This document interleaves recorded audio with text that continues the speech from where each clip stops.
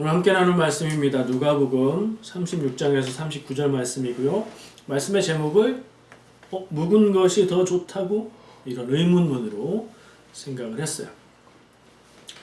묵은 것은 어른들은 다 아시겠지만 우리 어린 친구들은 혹시 모를 수도 있으니까 묶은 게 아니에요. 쌍기역 받침에 줄로 묶은 게 아니고 기역 받침에 묵은 것은 오래됐다는 뜻입니다. 이렇게 써요. 100년 묵은 산삼, 1000년 묵은 뭐 할까요? 구미호 이렇게 쓰는 거예요. 오래됐다는 표현이죠. 옛날에 이런 얘기들을 합니다. 술과 친구는 오래될수록 좋다. 저는 잘 모르는 얘기긴 합니다만 술과 친구는 오래될수록 좋답니다. 근데 여기에서 술은 한국 사람들이 흔히 마시는 소주 이런 술 얘기하는 것 같지는 않고요. 비싼 술 있잖아요. 오래되고 몇 년산 얘기하는 그런 술을 얘기하는 것 같아요. 맞죠? 근데 제가 알아보니까 저는 또 이렇게 따지잖아요. 알아보니까 포도주라고 해서 오래 놔두면 다 좋은 게 아니라고 하더라고요. 그러니까 오래될수록 좋은 술도 있지만 그렇지 않은 것들이 있다는 거죠. 포도주의 경우에는 대부분 90% 정도는 그 포도와 그런 종류에 따라서 한 1년에서 길어야 6년 정도가 제일 좋다고 하고요. 한 10% 정도 고급 특별한 술들만 오래될수록 좋대요. 그런 것들은 50년에서 100년까지 최고의 맛을 낸다고 그렇게 얘기하더라고요. 제가 따져보기는 했지만 이 술과 친구는 오래될수록 좋다 이 말은 친구 얘기지 술 얘기는 아니죠. 사실은 술이 오래된 술이 좋은 것처럼 친구도 오래된 친구가 좋다 그런 얘기니까 크게 따지고 시비를 가릴 필요는 없을 것 같아요. 오늘 오늘 읽은 본문 말씀의 마지막 부분에 비슷한 내용이 나와서 그 얘기로 시작을 해봤어요. 제가 읽어볼게요. 묵은 포도주를 마시고 나서 새 포도주를 원하는 사람이 없다. 묵은 포도주를 마신 사람은 묵은 것이 좋다고 한다. 예수님 말씀이잖아요. 그리고 이 말씀은 새 포도주는 새 부대에 라는 말로 요약될 수 있는 이 말씀은 공관복음 세 군데에 다 나오는 말씀이에요. 근데 제가 누가복음 본문을 선택한 이유는 이 마지막 부분에 묵은 포도주가 좋다고 한다. 요 얘기는 누가복음에만 있더라고요. 그리고 그 앞에 이야기들도 내용이 거의 비슷하지만 조금 다른 부분이 있어요. 그래서 그것까지도 한번 살펴보려고 합니다. 오래된 포도주가 맛이 좋고 더 좋기 때문에 그것을 마신 사람은 새로 간 만든 포도주보다 오래된 포도주가 좋다고 한다. 그런 말씀으로 이 얘기를 예수님이 끝맺고 있는데 그 말은 예수님이 오래된 포도주가 좋다라고 얘기하시는 건 아니에요. 오래된 것이 좋다고 새 것을 받아들이지 않는 사람도 있다. 그런 얘기인 거죠. 오래된 포도주는 무엇이고 새로 만든 포도주는 무엇이고 또 그 포도주를 담으면 터지는 낡은 부대, 터지지 않는 새 부대는 뭘까요? 그런 생각을 좀 나누고 싶습니다. 먼저 새 포도주는 새 부대라고 얘기할 수 있는 그 앞의 내용들을 먼저 얘기를 하겠습니다.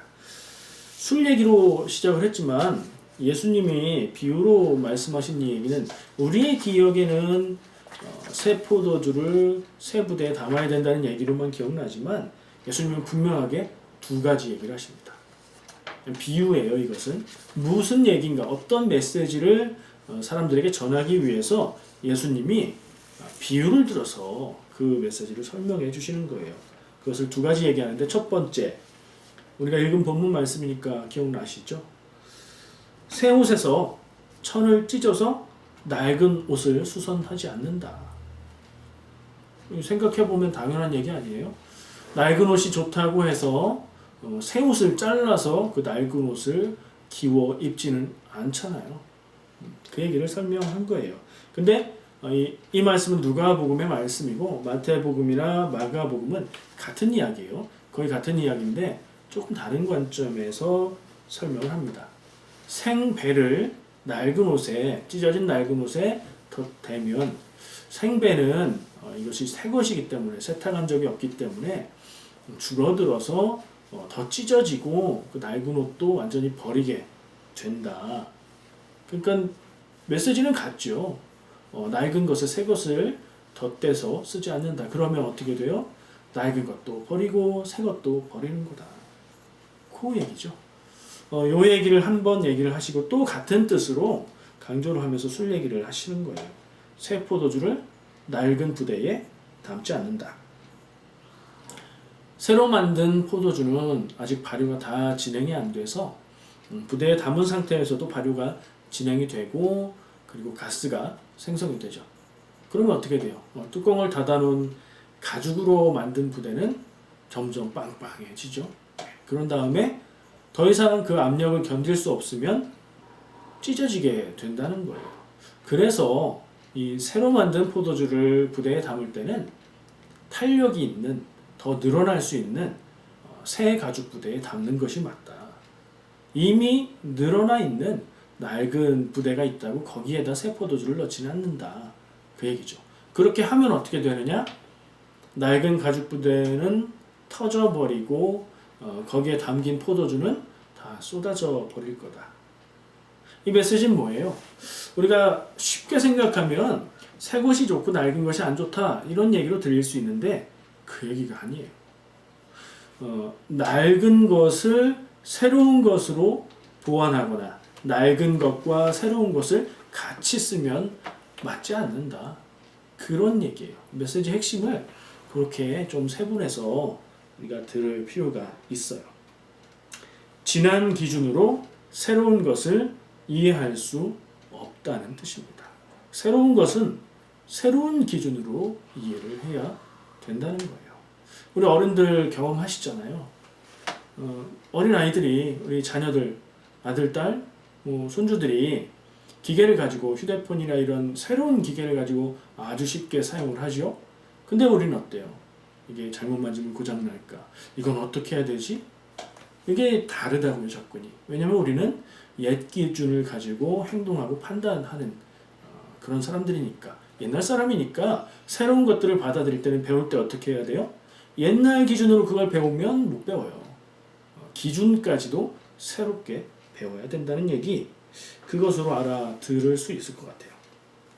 옛 것은 무엇이고 새로운 것은 무엇일까요? 예수님의 이 말씀 중에서 누구한테 이 얘기를 하셨으며 무슨 뜻으로 이 얘기를 하셨을까요? 그냥 이 비유의 메시지만으로도 굉장히 지혜의 이야기라고 느낄 수 있고 깨달을 수 있는 게 많아요. 근데 상황을 알고 어떤 상황에서 이 말씀을 했는지를 살필 필요가 있어요. 왜 이 얘기를 하셨을까? 이 말씀은 너무나 유명한 이야기예요. 성경을 모르고 교회에 다니지 않는 사람도 아는 성경의 이야기들이 몇 가지 있는데 특히 술 좋아하시는 분들이 이 얘기를 귀담아 들었다가 이런 얘기를 하시는 걸 봐요. 조금씩 엉뚱하게 해석을 해가지고 재밌기도 한데 어쨌든 많은 분들이 아는 이야기입니다. 근데 왜 이 이야기를 하셨을까를 살펴보는 것이 이 말씀의 깊은 의미를 깨닫는 데 도움이 된다고 생각합니다. 어떤 상황에서 이 이야기를 하셨을까? 그럼 상황을 봐야 되잖아요. 특별히 복음서 같은 경우에는 상황을 보려면 그 이야기가 있는 부분 앞의 말씀을 보면 대체로 연결이 되는 걸 봐요.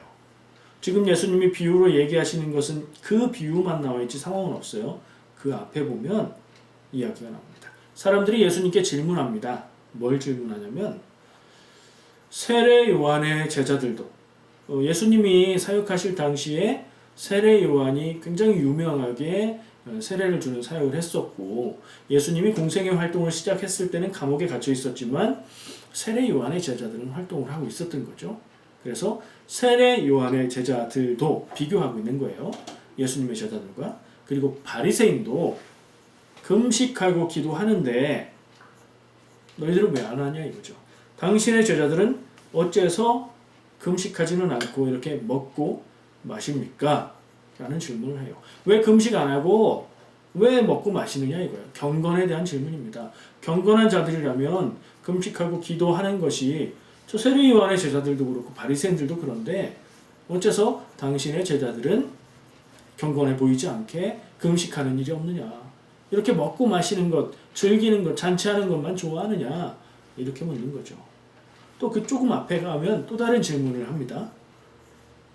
예수님한테 이렇게 질문해요.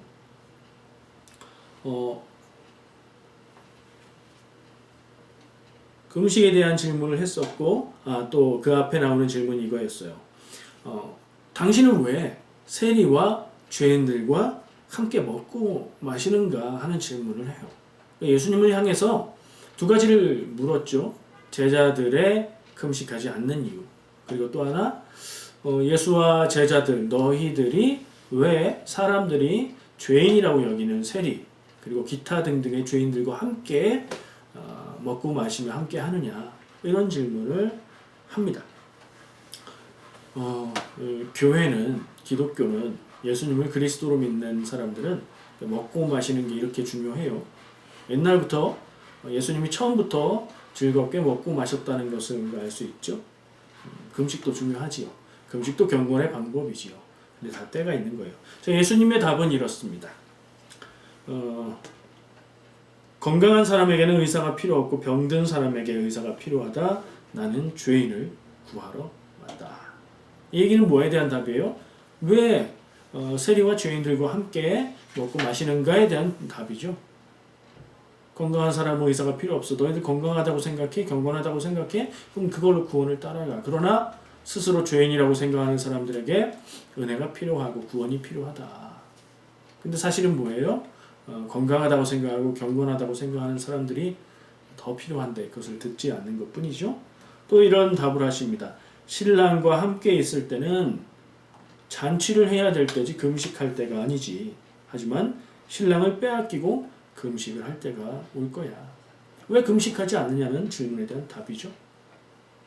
사람들은 예수님을 향해서 자기들의 기준을 가지고 예수님과 제자들을 판단하면서 그것을 질문했어요. 객관적으로 표현해서 질문이지 감정을 실어서 표현하면 도전한 겁니다. 너희들은 틀렸어. 너희들은 왜 이렇게 하냐? 라는 질문을 한 거예요. 거기에 대한 예수님의 답이 지금 말씀드린 대로예요. 그리고 나서 거기에 이어서 옷 고치는 이야기, 술을 가죽 부대에 담는 이야기를 예수님이 하시는 거예요.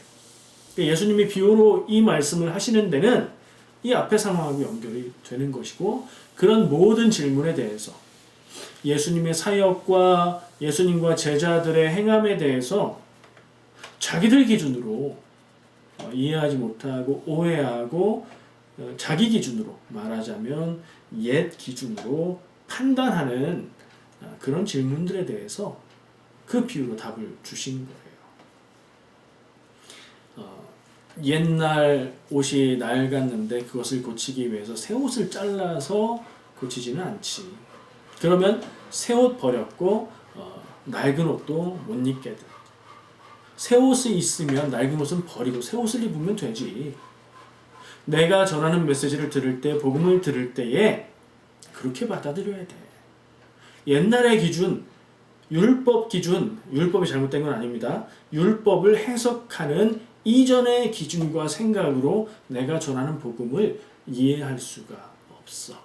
이 메시지를 말씀하시는 거죠. 포도주 얘기도 똑같은 거예요. 포도주가 나쁜 게 아니고요.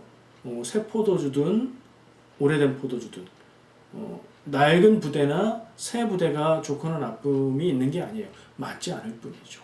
새 포도주를 낡은 부대에 넣는 게 맞지 않는다. 낡은 부대는 오래된 포도주를 담는 데 쓰면 되는 것이고 새 포도주는 새 부대에 담아야 그것이 맞다라는 얘기를 하시는 거예요. 그러니까 옛 기준들, 옛 생각들, 율법들이 잘못됐거나 틀린 게 아니야. 그렇지만 새롭게 전해지는 새로운 복음, 새로운 기준을 들을 때에 옛 기준을 가지고 새 기준을 이해하는 건 오해를 하게 되고 이해를 할 수가 없어. 옛날 기준으로 듣고 판단할 게 아니라 내가 전하는 복음에 대해서는 그 복음 자체를 새로운 기준으로 받아들여야 돼. 라고 말씀을 친절하게 설명해 주시는 내용이에요. 저는 이 부분을 한 번 더 강조하고 싶어요. 옛날 생각을 기준으로 보지 마라. 복음을 새로운 기준으로 받아들여라. 무슨 말인지 이해하시죠? 누구나 생각을 하고 판단을 할 땐 기준이 있어요. 그게 내가 가지고 있는 거예요. 그게 옛 것이에요. 그러나 예수님이 전하는 복음에 대해서는 그 복음 자체를 새로운 기준으로 받아들이라는 거예요. 옛 것으로 그것을 이해하려고 보면 왜 저 사람들은 금식하지 않지? 왜 저 사람들은 죄인들과 함께하지? 라는 오해밖에 할 수 없다는 거죠. 예수님의 이런 말씀은요, 저는 일상에서도 상당히 의미가 있는 이야기라고 생각을 합니다. 그래서 진리라고 얘기하죠. 예수님의 말씀을 저는 읽고 생각하다가 깜짝깜짝 놀랄 때가 있어요.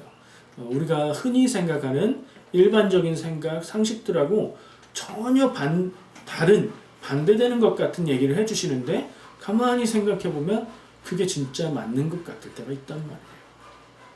여러분도 그런 거 느껴보세요. 어떤 때에 그런 생각을 하십니까? 오늘 말씀도 똑같아요. 새 포도주는 새 부대에 담아야 된다는 말씀.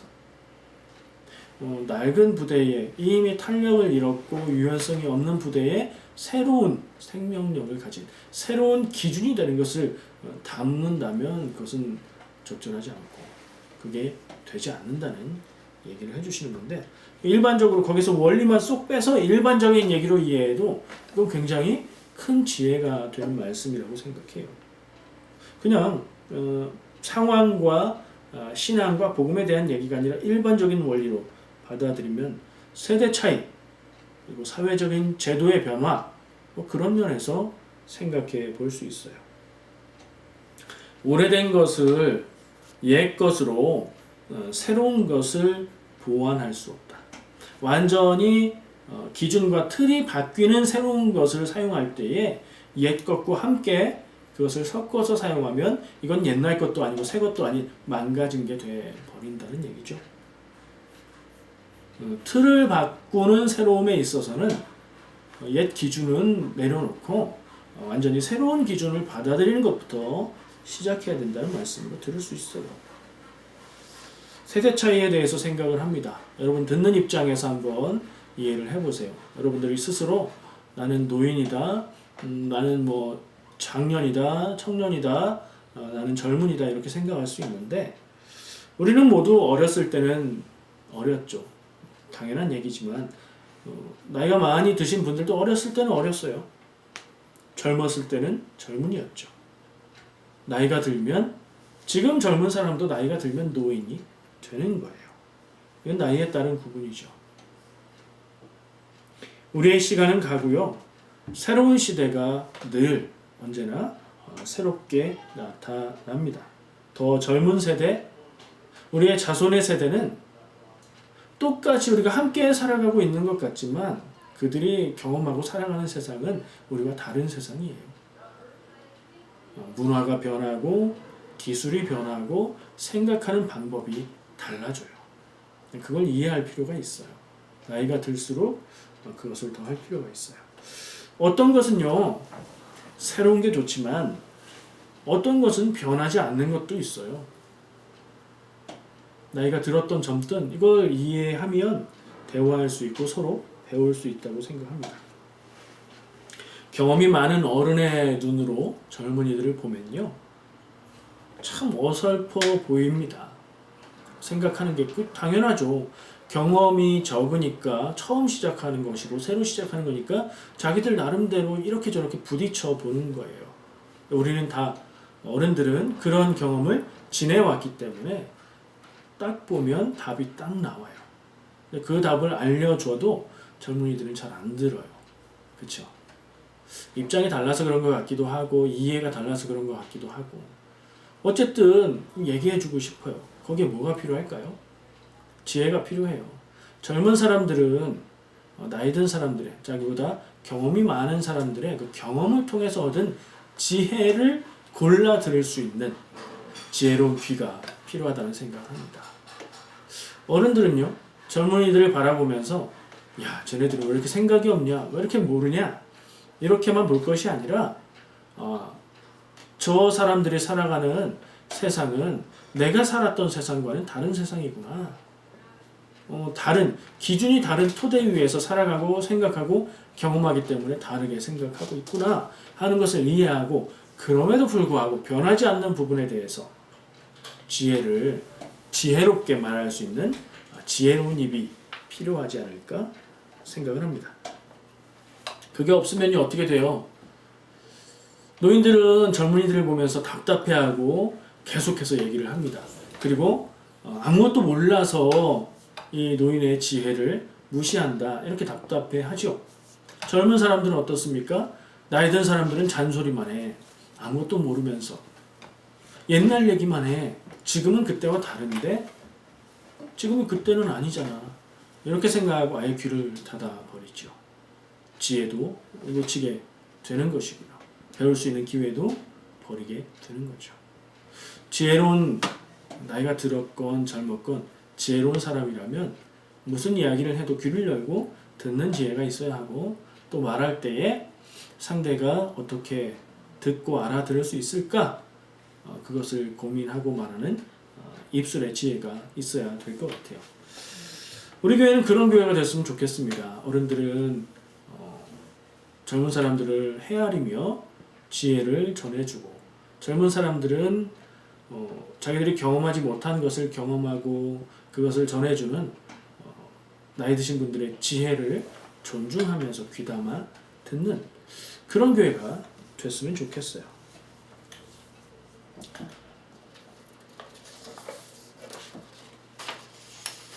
하나님 앞에서 한 형제 자매로 나이에 관계없이 서로 존중하고 서로 배우고 서로 배려하면서 사랑하는 우리 교회가 되기를 늘 기도합니다.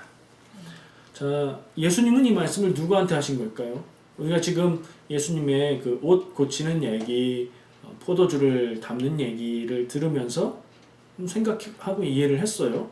저도 나름대로 이해를 했고 들으면서 여러분들도 거기에 대한 깊은 이해를 가지셨을 것 같아요.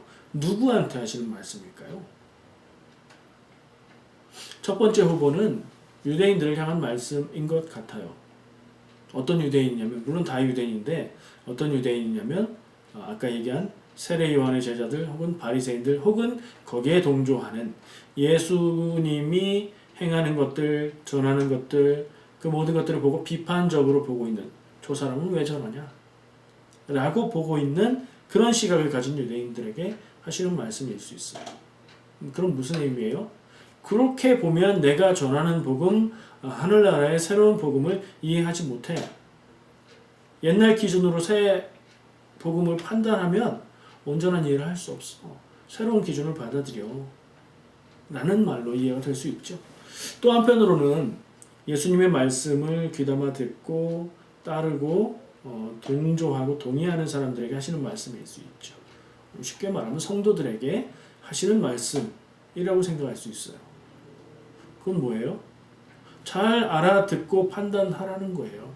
하늘나라의 새로운 복음, 새 계명, 예수님이 전하시는 새 복음, 율법을 완성하는 새로운 메시지를 온전히 듣고 받아들이고 이해하고 행하고 살아가는 데는 나의 이전 경험에 의해서 혹은 이전의 신앙으로 형성된 것들로 그것을 판단할 것이 아니라 복음 자체를 새로운 기준으로 받아들이라 하는 말씀으로 들을 수 있죠. 누구에게, 누구 들으라고 하신 말씀일까요? 저는 누구든지 누가 됐든지 간에 들을 귀 있는 자에게 하신 말씀 같아요. 듣고 알아듣고 그 말씀을 적용할 수 있는 사람만 듣는 거죠. 귀를 닫고 안 듣는 사람한테는 말을 해야 소용이 없습니다. 어느 쪽이든 간에. 한번 세운 기준을 영원히 평생 가지고 가는 사람이 있습니다. 경험을 통해서 세워진 좋은 기준이었겠지만 세상이 변하면요 기준이 좀 달라질 필요가 있는데 계속해서 내가 지금까지 가지고 왔던 기준을 고집하면 어떻게 되느냐면 상황을 제대로 판단하는 것이 아니라 상황을 내 기준에 맞게 왜곡해서 이해를 합니다. 상황 파악 못하고 엉뚱하게 이해하는 경우가 그래서 나타나요. 여러분은 그러지 않았으면 좋겠어요. 지켜야 될 것은 지키되 바뀌었구나, 변했구나, 달라졌구나 이 판단을 지혜롭게 하는 삶 가운데도 그렇고 신앙 가운데도 그런 삶을 사셨으면 좋겠어요. 이런 얘기도 들었어요.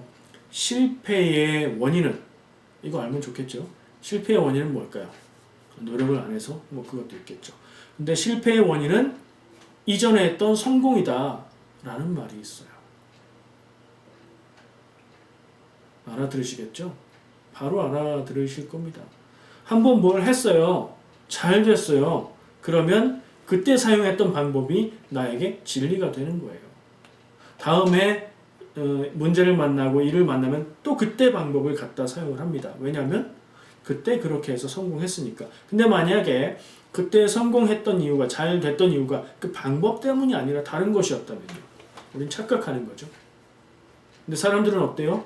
한 번 성공한 것을 내 안에 딱 심어놓고 그것이 맞지 않고 실패하는 경우는 다 잊고 지워버립니다. 계속해서 성공했던 기억만 붙잡고 그 방법만 고수합니다.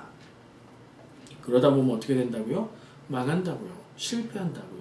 기업들이 시대가 지나가면 예전 세대의 기업이 지금도 계속해서 큰 메이저 기업인 경우가 거의 없대요. 기술이 변화되고 세상이 변화되어져 가면 새로운 혁신 기업이 나타나서 메이저 기업이 된대요. 그게 딱 이 원리예요. 옛날에 성공했던 그 방법을 계속해서 고수하기 때문에 바뀐 세상에 적응하지 못하고 이전의 기업들은 도태되어 갈 수밖에 없다는 얘기죠. 이걸 깨고 계속해서 혁신을 하면서 나갈 수 있는 기업이라면, 그런 공동체라면, 그런 개인이라면 아마 생명력과 지혜를 가지고 많은 일들을 해갈 수 있을 거라는 생각을 합니다. 예수님의 말씀을 듣고 지혜로 삼고 새로운 구원의 길, 예수님이 전하시는 복음을 따라 사시기를 바랍니다.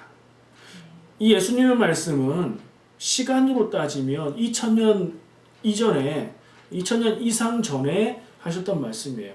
시간으로 단순히 따지면 우리에게 예수님 말씀이 옛것이 될 수도 있어요. 그러나 그렇지 않아요.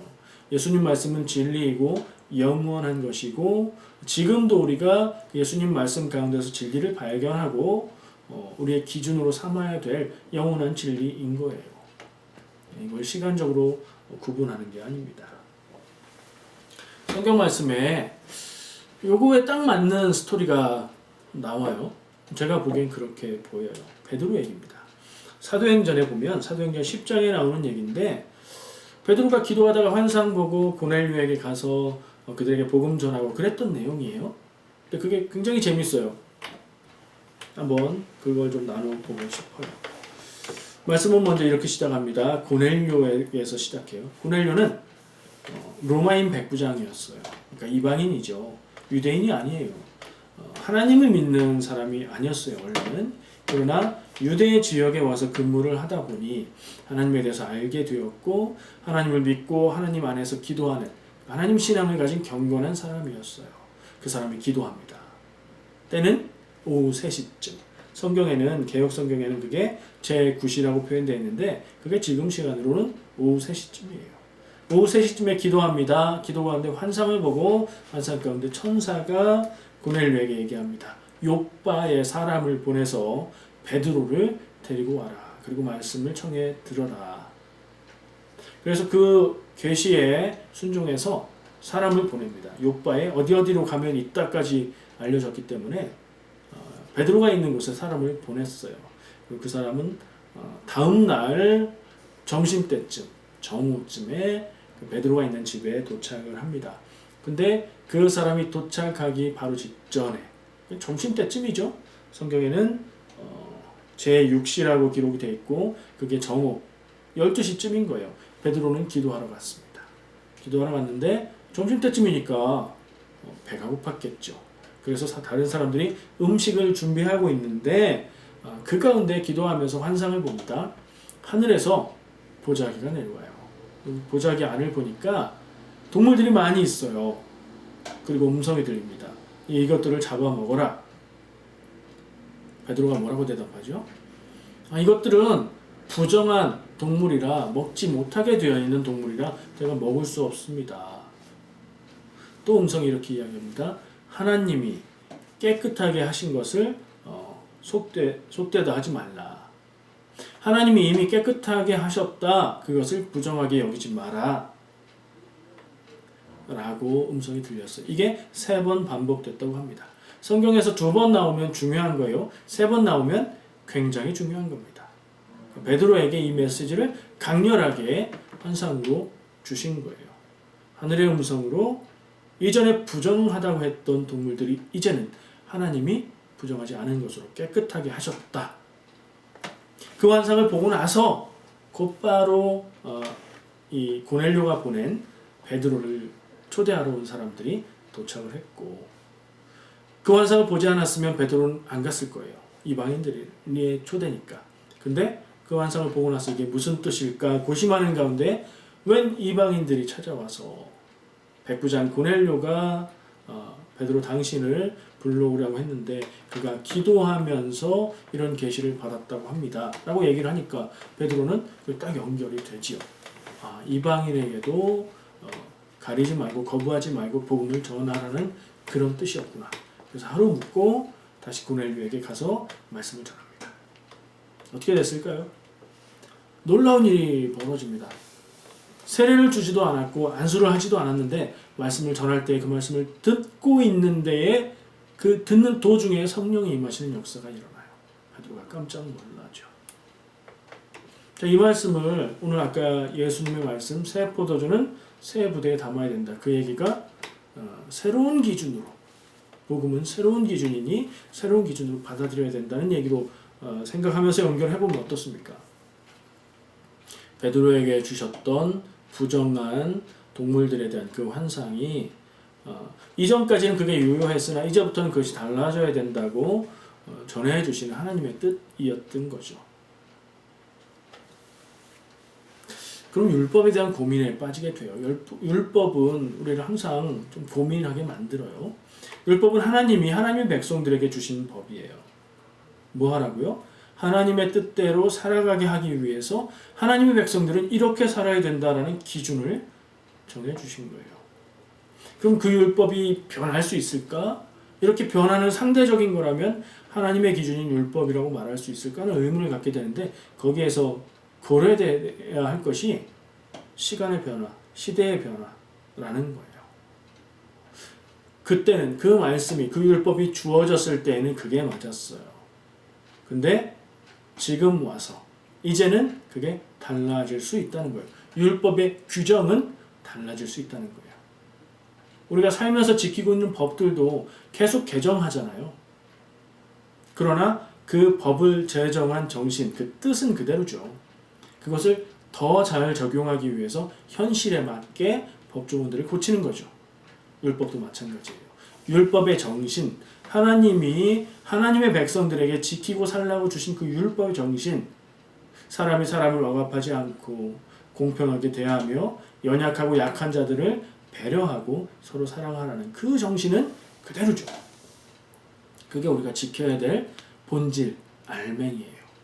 그러나 그 율법의 조항들은 바뀔 수 있어요. 상황이 바뀌면 바뀌는 거죠. 시대가 달라지면 달라져야 할 것들이 있습니다. 물론 시대가 변해도 지켜야 하는 본질도 있습니다. 이것을 어떻게 지혜롭게 구분할까? 그게 우리의 신앙의 중요한 부분인 것 같아요.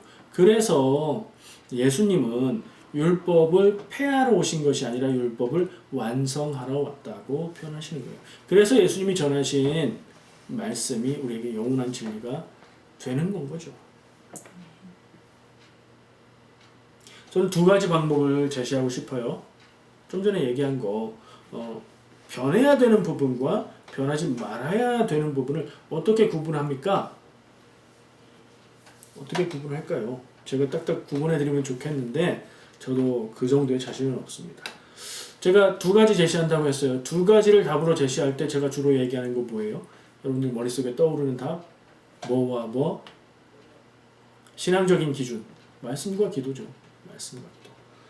디모데전서 4장 5절, 우리가 2019년도에 교회 표어로 그리고 그 말씀으로 기억했던 그 말씀이에요.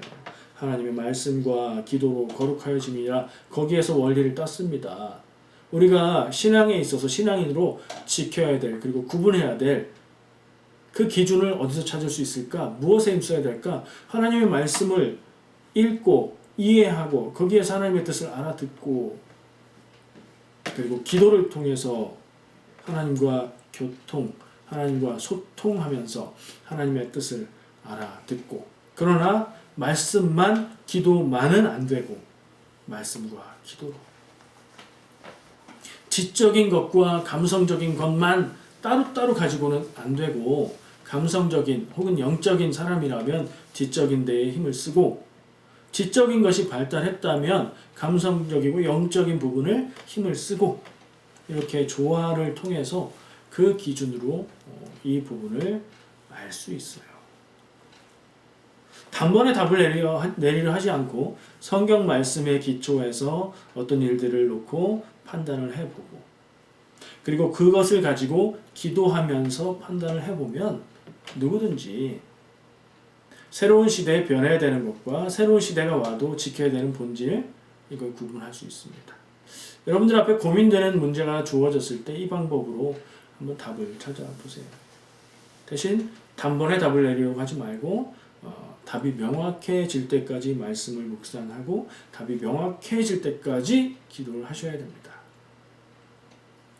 그런 지혜가 그런 신앙의 기준이 우리에게 있으면 좋겠어요.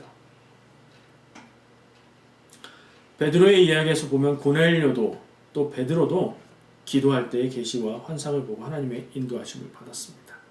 기도하셔야 됩니다.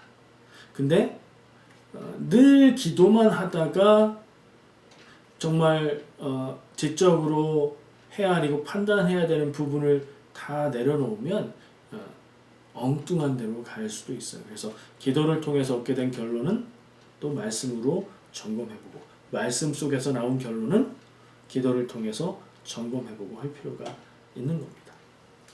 기도와 말씀으로 거룩한 삶을 살아가시는 여러분들 되시기를 축복합니다. 살아가는 일상 가운데에도 오늘 그 말씀 가운데 예수님이 하셨던 그 말씀을 적용해 보시기 바랍니다. 새로운 틀을 받아들일 때는 새로운 틀을 기준으로 받아들이고 또는 지켜야 될 본질은 끝까지 지켜나가는 지혜가 있으시길 바랍니다. 부모와 자녀 사이에 이 지혜가 꼭 필요합니다. 여러분들 자녀들과 대화하고 싶은데 말이 안 통하고 대화를 시도만 하면 뭔가 감정 상하고 싸움으로 번지고 끝이 안 좋다. 오늘 말씀을 한번 깊이 생각해 보시기 바랍니다. 믿음의 본질을 지키고 본질이 아닌 부분에 대해서는 유연성을 가지고 신앙생활하는 우리 교회가 되어야 되겠습니다. 기도하겠습니다.